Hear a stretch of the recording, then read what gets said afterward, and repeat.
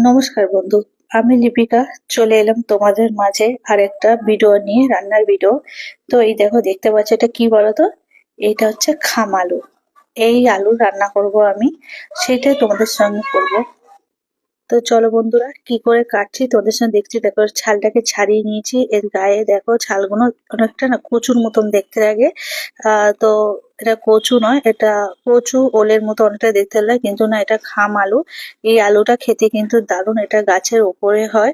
তোমরা কে কে এই আলু রান্না করে খেয়েছো অবশ্যই বলো। এই শীতকালে এই আলুটা পাওয়া যায়, আর এটাতে মাংস দিয়ে করলেও দারুণ লাগে। তার সঙ্গে তুমি চিংড়ি মাছের যেটা মাছের ঝোল দিয়ে করলেও কিন্তু দারুণ লাগে। তো এই দেখো, আমি কেটে নিচ্ছিলাম, তোমরা দেখতে পাচ্ছ এরকম করে। তো গোল গোল করে কেটে নিচ্ছিলাম এই আলুগুলো, অনেকে ছোট করে দেবে। আর আলু দিয়ে দিয়েছিলাম, আমি সব কেটে ভালো করে পরিষ্কার করে নিচ্ছিলাম। কারা কারা খাও অবশ্য কি কমেন্টে রান্না জানাবে। করছো? এটাকে কেটে সব রেডি করে নিয়ে চলেছি, কাঁচা লঙ্কা, আজকে আমি পেঁয়াজ দেখো এই দেখো সবকিছু রয়েছে। এটা এটা খাম আলু, অনেকটা লুচি। ওলের মতন দেখতে, খেতেও কিন্তু ওলের মতো। আলুগুলোকে এরকম করে কেটে নিয়েছি, কাঁচা লঙ্কা নিয়েছি, টমেটো নিয়েছি, পেঁয়াজ নিয়েছি, আদা রসুন নিয়েছি। তো চলো দেখো, মশলাতে আমি জিরে আদা রসুন নিয়েছি, তারপর কলা ভাজা করছিলাম, সেই কলাটাকে আমি উনুনে চাপিয়ে দিলাম। কলাটা তারপরে নামিয়ে দেবো, তেল গরম হয়ে গেল। এরপরে আমি আলুগুলোকে আর খাম আলুগুলোকে সবকে আমি ভেজে নেবো ভালো করে, লাল লাল করে। এটা ভাজলে অনেকটা, জানো তো কার মতন দেখতে লাগে? অনেকটা মনে করো অনেকে যে এটা হচ্ছে আমাদের পনির। এটা ভাজলে এরকমই দেখতে হয়, পুরো পনিরের মতন হয়ে যায়। তো এটা অনেকে ভাববে যে পনির, কিন্তু না, খেতেও কিন্তু দারুণ। একটু হালকা নুন আর হলুদ দিয়ে দিলাম, এগুলোকে ভালো করে ভেজে নিলাম।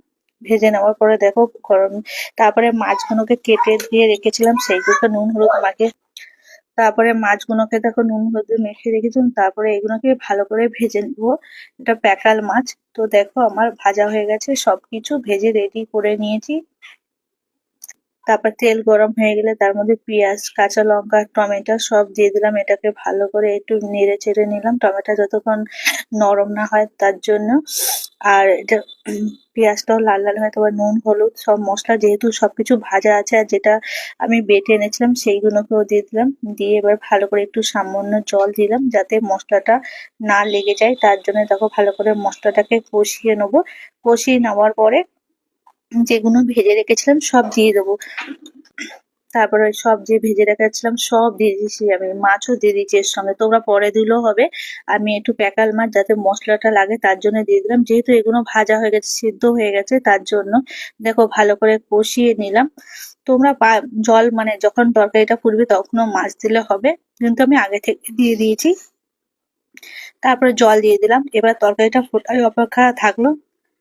তারপর তরকারিটা ফুটতে এদিকে লাগলো, ওদিকে চলে গেলাম ধনেপাতা তুলতে। যে ধনেপাতাগুলো লাগিয়েছে দেখো কি সুন্দর আমাদের ধনেপাতাগুলো বেরিয়েছে এইগুলো, আর স্বাদেও কিন্তু গন্ধে অতুলনীয়। তো এই শীতকালে আমার একটাই মজা লাগে যে নিচে কিছু সবজি তুমি লাগাতে পারো, যেটা কিন্তু খেতে কিন্তু দারুণ লাগবে। তো দেখো আমি এই ধনেপাতাগুলোকে তুলে নিয়ে চলে এলাম। আর তরকারিতে দেবো বলে তোমরা গরম মশলাও দিতে পারো, এটা খেতে আরো স্বাদটা বাড়িয়ে দেয়। তারপর ধনেপাতাগুলো ঝোল ফুটে উঠলে আমি দিয়ে দিলাম। এবার দিয়ে দেওয়ার পরে অবশ্যই আমি গরম মশলা একটু বেটে রেখেছিলাম দিয়েছি, তোমরা নাও দিতে পারো, মন চাইলেও দিতে পারো। আর লঙ্কা যতটা যে তোমরা একটু বেশিও দিতে পারো। তো আমার রান্নাটা যদি তোমাদের ভালো লাগে অবশ্যই লাইক কমেন্ট করতে ভুলো না। দেখো আমার তরকারিটা রেডি, কেমন হয়েছে অবশ্যই বলো। আর নতুন বন্ধু হলে আবার সাবস্ক্রাইব করতে ভুলো না। তো বাই বাই, দেখা হবে অন্য কোনো নেক্সট ভিডিওতে।